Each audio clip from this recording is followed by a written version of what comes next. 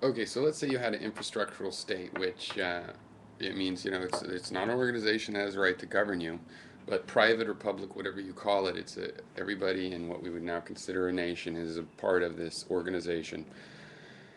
They have certain rights to use the community property, and it's some sort of a package deal, right? Whatever fees you pay are to access things, in as much you have a flat fee kind of arrangement. You know what I mean? You don't pay for to use just one road. You pay to use the roads. That could be separate from the fee to use the public hunting grounds, but then there's some uniformity there, and it's all subject to particular regulation. But that's like the guiding principle of what kind of an organization it is.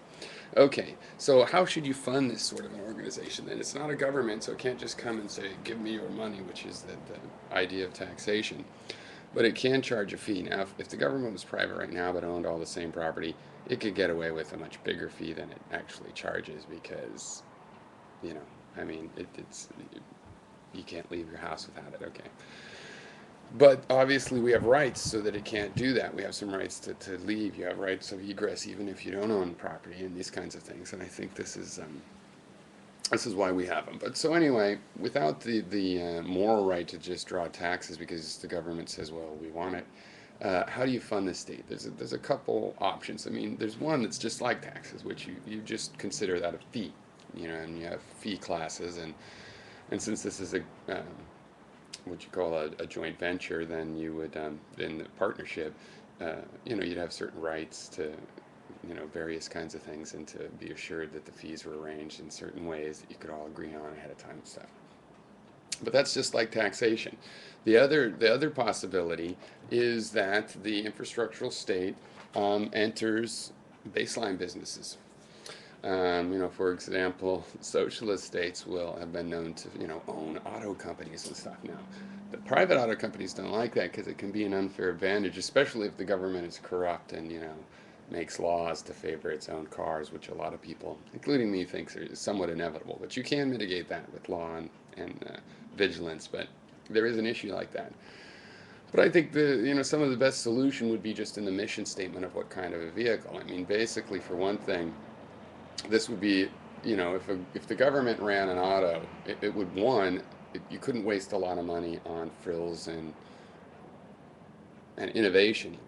It would have to be entirely about making things based on the technology we already had that were, very efficient and, served the human that's going to buy its purpose, separate from profit. And that adds a baseline because then other automakers would satisfy that and then do more.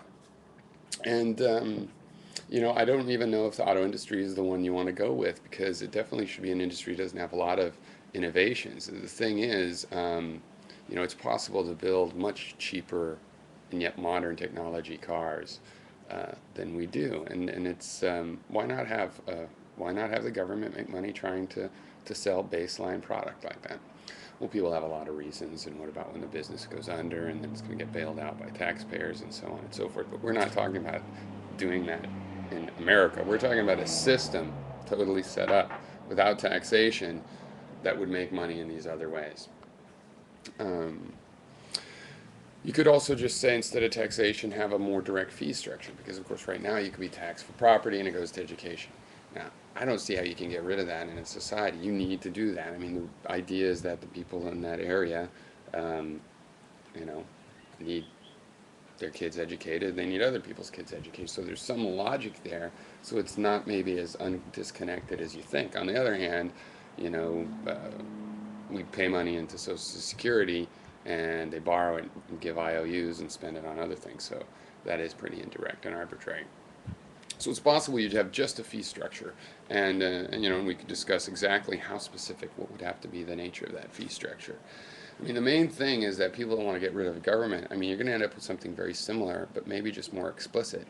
And if it's private, fine, but it's a joint partnership of everybody living in the borders of the United States. So, yeah, what's the difference between being privately held by everybody in a nation and publicly held? It's supposed to be the same thing. Anyway, just a question. How would you fund the infrastructural state?